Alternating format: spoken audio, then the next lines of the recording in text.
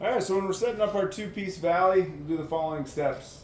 So option one, after I get my drip edge on, go ahead and bring my two-piece valley together.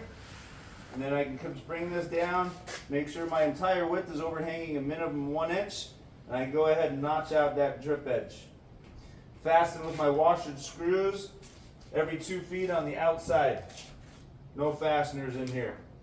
Okay? And then we can go ahead and just install panels as normal.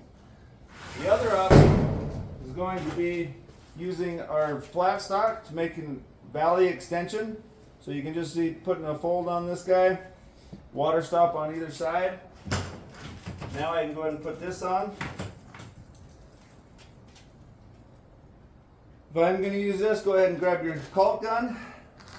Go ahead and throw a couple lines of caulking on the extension, and then we'll go ahead and slide our two-piece into place.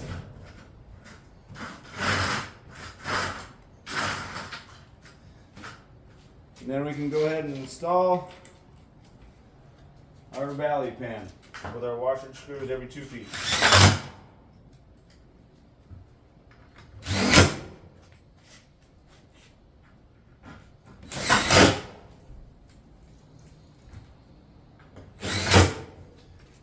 And then we can come back, bring our gutter riser, and we'll bring that flush with our drip edge and bring it flush with our valley metal for our extension pan.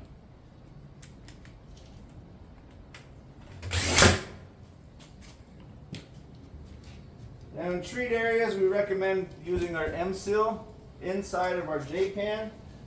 That way debris will not get inside the system and clog it up.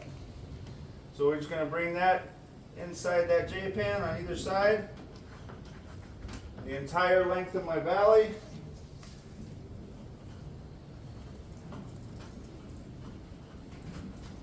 And then we'll be ready for our panels.